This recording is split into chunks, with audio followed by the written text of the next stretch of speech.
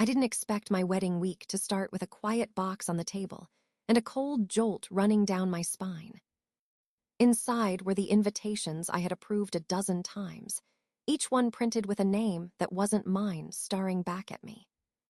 The room felt smaller as I held the stack, realizing this wasn't a typo, but a message wrapped in glossy cardstock.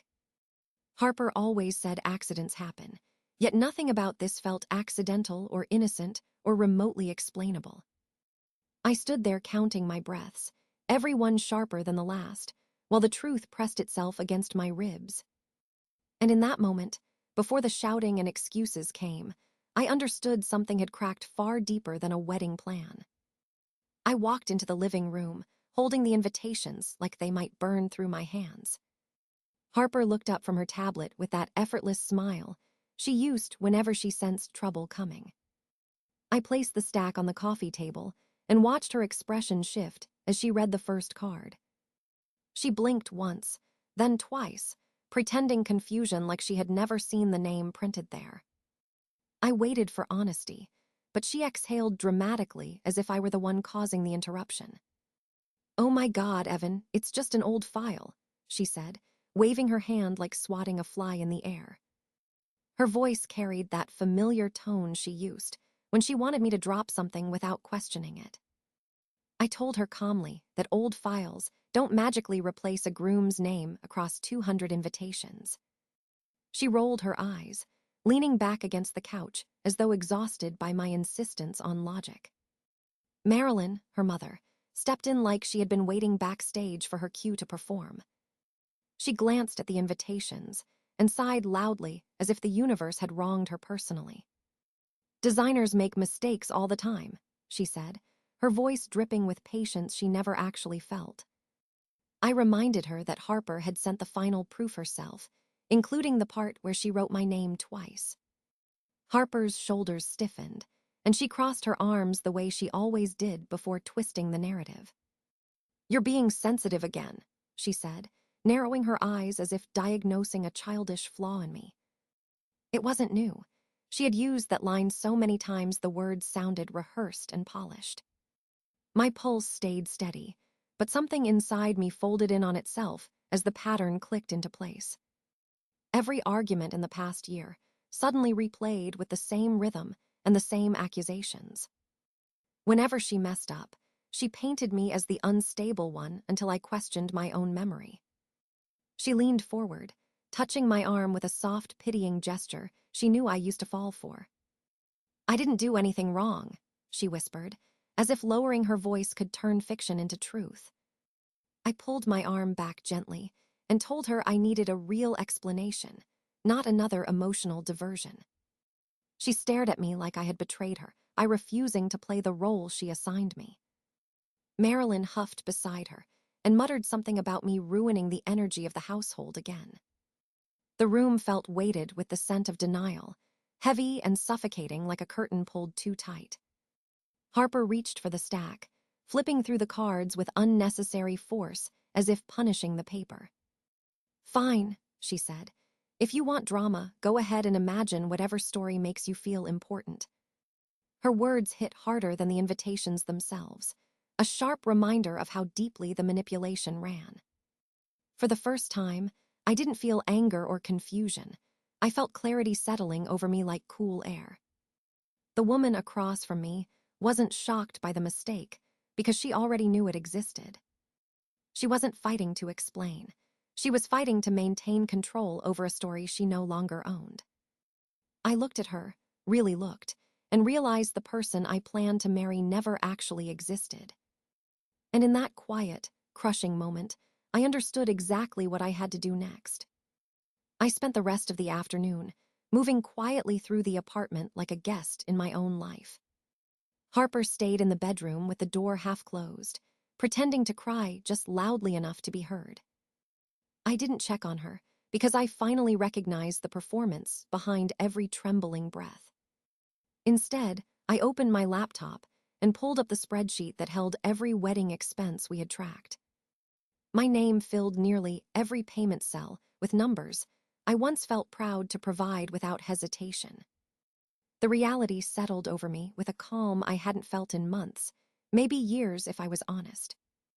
I transferred the remaining balance from the wedding fund back into my personal account without pausing. The confirmation email pinged instantly, a quiet note of liberation disguised as a bank notification. I stared at the screen, surprised not by guilt or fear, but by the absence of both. My next step came just as easily as if I had rehearsed it long before this day arrived. I contacted the venue and told them I needed to cancel the reservation effective immediately. The coordinator sounded stunned, then apologetic, then briskly efficient as she confirmed the lost deposit. I accepted it without protest, because money felt cheaper than the cost of keeping my life tied to Harper. The photographer, the florist, the band, the planner, each call dissolved another thread binding me to her.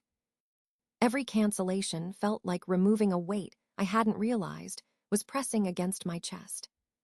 By evening, the wedding had collapsed entirely, even if Harper still believed she controlled the story.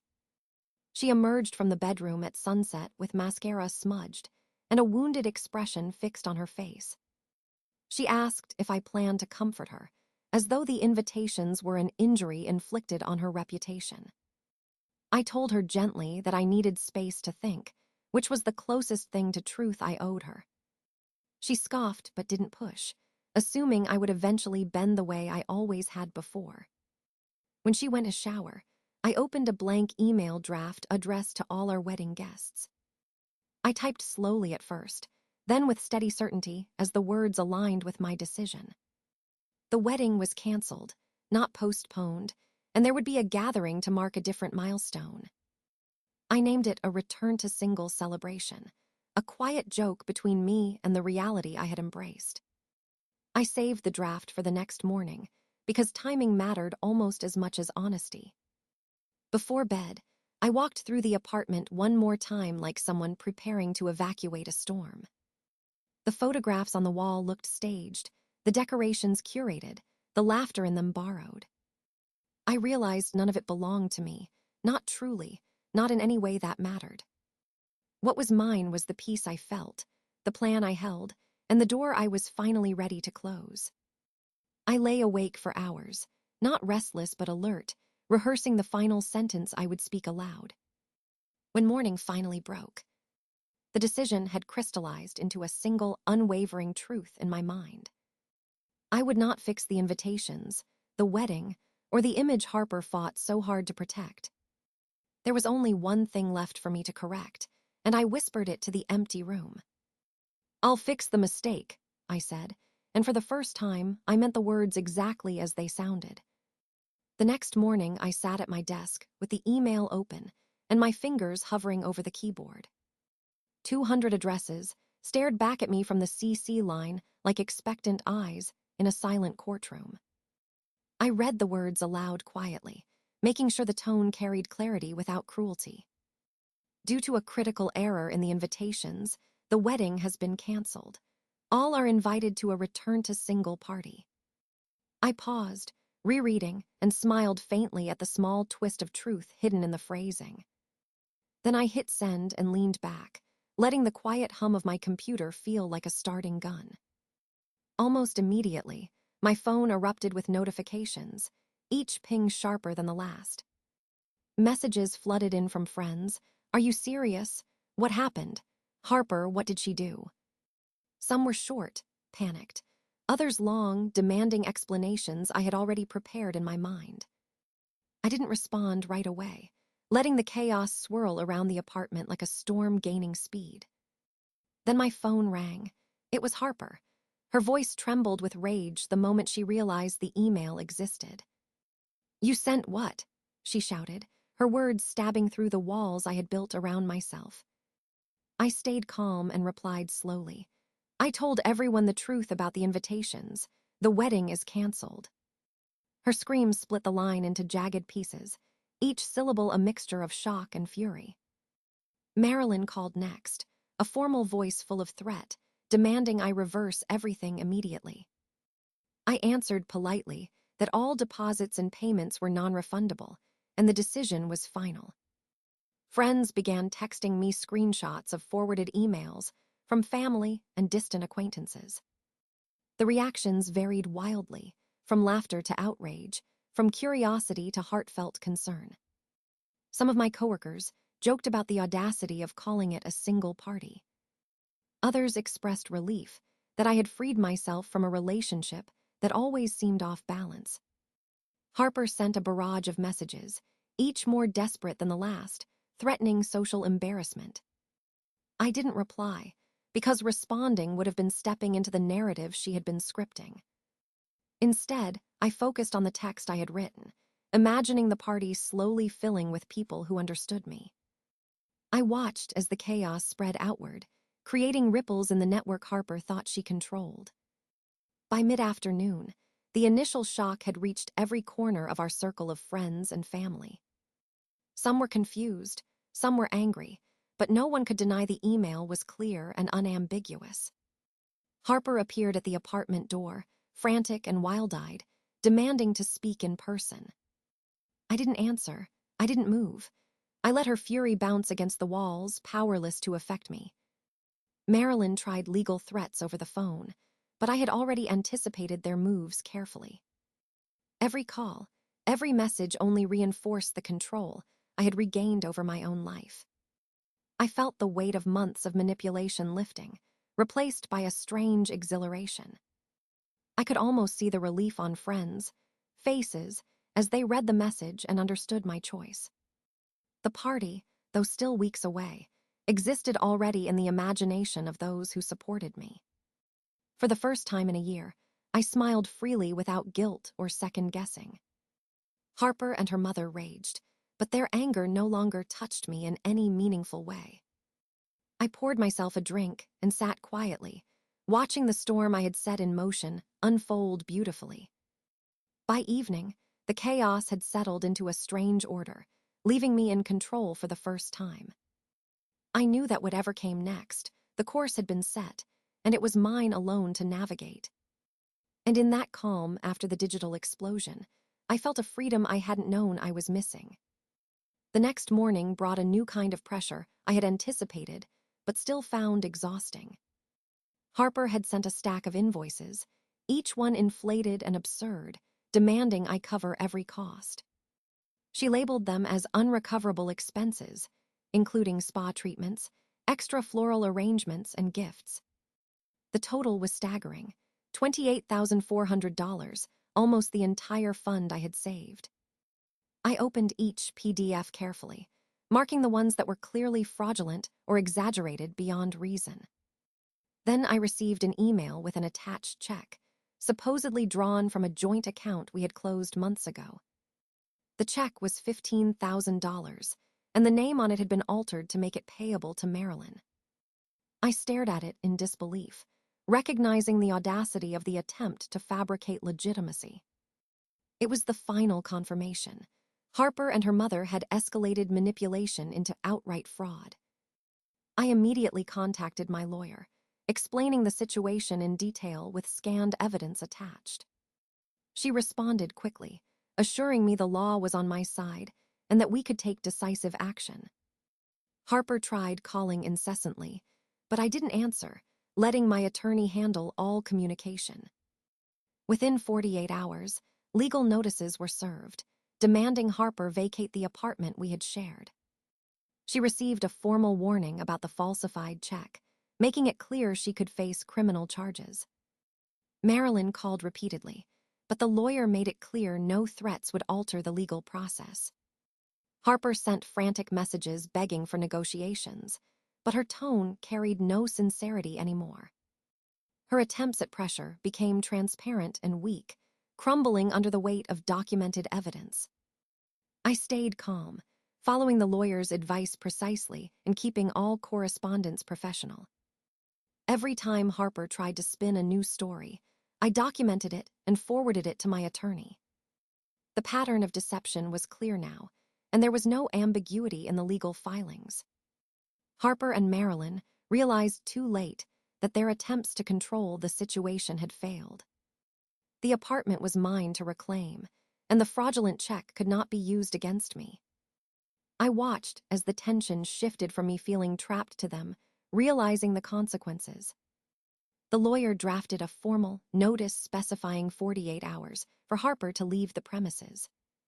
She was furious but powerless, packing and shouting, her attempts at intimidation ineffective. Marilyn threatened lawsuits and public exposure, but the law's clear stance left them impotent. I felt a strange satisfaction in knowing that every step I had taken was legally secure. Harper's desperation intensified, but she had no allies willing to challenge the documented truth. Every phone call, every email, every attempt at manipulation was now evidence against her. I began organizing my life again, reviewing plans for the return to single celebration in peace. The apartment was calm, a stark contrast to the chaos that had overtaken it just days before. Harper's insistence on financial control and narrative dominance had finally been neutralized. I knew she would continue to be angry, but I no longer felt responsible for her actions. The legal process, though tense, had restored a sense of order and protection around my life. I realized that by letting professionals handle the escalation, I could maintain focus on my freedom. Harper could rage, threaten, and fabricate, but the law was now a shield I did not have to breach. For the first time, I felt entirely untouchable in my decisions, untangled from their manipulations. The truth was recorded, the fraud documented, and my life was officially back under my control. The day of the move arrived with a tension I had anticipated and prepared for in silence. Harper packed her things under the watchful eye of a police officer assigned to supervise. She moved slowly, deliberately, as if every action could punish me before she left. I followed at a distance, observing without interference, letting the law handle the confrontation. The apartment soon became a battlefield disguised as normalcy, each corner a site of quiet sabotage. The sofa had deep slashes along the back, exposing foam and wood beneath the fabric. I discovered cabinets smeared with salt, sugar, and spices, leaving a lingering acrid smell. Her attempts at destruction were methodical, targeting small appliances, electronics, and furniture. I found the coffee grinder jammed with pins and the blender filled with murky liquid. The mattress had been drenched in a thick layer of perfume, leaving a chemical sting. Even the cake topper I had purchased for the wedding, worth $1,500, was shattered. Despite the chaos, I stayed calm, documenting everything meticulously for potential legal follow-up. Harper and Marilyn worked quickly but haphazardly, leaving behind a trail of damage and debris. The noise was constant. Drawers slammed, objects dropped, curses muttered under their breath. I moved from room to room, photographing each act of destruction for the record. Neighbors peeked curiously, but respected the police presence and stayed distant. The air felt heavy, saturated with anger, tension, and the bitter aroma of spilled substances. I noticed Harper glancing at me occasionally, her eyes burning with fury and disbelief. Marilyn hovered nearby, offering instructions and commentary, trying to control the narrative.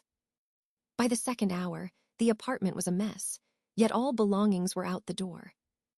I watched as boxes were stacked haphazardly in the moving truck, some clearly damaged already. Harper slammed the last dresser into the hallway, muttering under her breath about injustice. I remained silent, aware that any reaction could provoke escalation or further destruction. The police officer quietly reminded them to refrain from damaging property or threatening me. Even so, Harper managed to break small items intentionally, leaving shards and ruined objects behind. Marilyn muttered about compensation, but the legal groundwork I had laid made it empty threat. After 2 long hours, the apartment was empty except for debris, damaged furniture, and the scent of chaos. Harper and Marilyn left, slamming the door behind them as if to mark the end of an era. I stood in the silence that followed, breathing deeply and surveying the wreckage left behind. The apartment felt strangely mine again, though it bore the scars of the final confrontation. I began picking up broken items, separating what could be salvaged from what was lost forever. Despite the mess, a sense of relief settled over me like sunlight through dusty windows. The ordeal had been exhausting, but I was free from the presence that had dominated my life. Every act of sabotage only reinforced the necessity of the legal precautions I had taken. Harper and Marilyn's departure marked a conclusion to months of manipulation and control. I could finally reclaim my space, my belongings, and my life without interference. The apartment, though damaged, stood as a testament to the boundary I had firmly established. I felt a clarity and calm I hadn't known in a long time, ready to rebuild and move forward. For the first time, the silence was a victory, not an absence, signaling a new chapter of freedom. After cleaning the worst of the mess, I finally felt the apartment belonged to me again. Boxes were stacked neatly, broken items discarded, and the scent of chaos slowly fading. I started planning the celebration I had promised myself, a return to single party to mark freedom. Invitations went out to friends and coworkers, all told the truth about the canceled wedding. Responses poured in quickly, many offering support, others teasing, and a few in disbelief. I smiled at every message, feeling the warmth of people who truly cared for me. The living room was transformed, lights strung across the ceiling and music cued on the speakers. Tables were set with snacks and drinks, casual but intentional, a contrast to the formal wedding plans. Guests began arriving in small groups, faces curious but ready to celebrate a new chapter. Laughter replaced tension immediately as stories of past chaos were shared with humorous twists. Friends toasted to my independence, each glass a tiny declaration of victory over manipulation. Some arrived from out of town, hearing the story and wanting to witness the celebration firsthand. Harper and her mother were nowhere in sight, their absence a silent acknowledgement of defeat. Even Lucas, the name once printed in error, reached out with a simple message of distance and clarity. The room filled with energy, conversations overlapping, a soundtrack of genuine joy replacing anxiety. I noticed old friends I hadn't seen in years reconnecting, bonding over the absurdity of the events. People danced, joked, and toasted, transforming what could have been heartbreak into liberation. The party stretched late into the night, each moment confirming I had made the right decision. No one judged, no one pressured. The gathering existed solely to honor my choice and freedom. I gave a small speech, not grand or dramatic, simply expressing gratitude for honesty and support. "Life is too short to live under manipulation," I said, and the room echoed with approval. Everyone cheered, raising glasses, and the energy felt cleansing, a collective breath released. I looked around and realized the difference between the wedding and this party was stark. This event celebrated me, not an idea imposed by someone else, and that truth felt heavy and freeing. Guests stayed late, some sharing memories, others offering advice or simply enjoying the night. I danced with friends, laughed until my face hurt, and finally allowed myself to relax completely. The apartment no longer carried tension, only the warmth of shared joy and acceptance. At one point, I stepped back to survey the room, realizing how far I had come in a few weeks. The decorations were simple, but the atmosphere was electric, a celebration of autonomy and choice. By the end of the night, most guests had gone, leaving a quiet apartment with lingering smiles and energy. I sank into the couch, tired but exhilarated, knowing I had reclaimed not just a space, but my life. The ordeal with Harper and Marilyn had cost me money and possessions, but nothing of value remained. I was free from manipulation, free from lies, and free to shape my future without compromise. I smiled to myself, raising an empty glass and a quiet toast, to freedom, to clarity, and to life lived on my terms. For the first time in a long while, I felt whole, content, and ready for whatever came next. I sat on my couch, exhausted but finally at peace, surveying the quiet apartment around me. The chaos was gone, the invitations canceled, and the manipulations of the past months behind me. I had lost money, some belongings, and even my favorite chair, but I gained something far greater. Freedom, clarity, the knowledge that I would no longer be controlled or gaslighted. I thought back to the moment I first saw the wrong name printed on the invitations. At the time, it felt like the beginning of disaster, a betrayal too sharp to endure. Now I understood it was the spark that led me to reclaim my life completely. Every decision, from canceling the wedding to the legal battle and the move, was deliberate. Even the return to single party became a symbol of triumph and self-respect.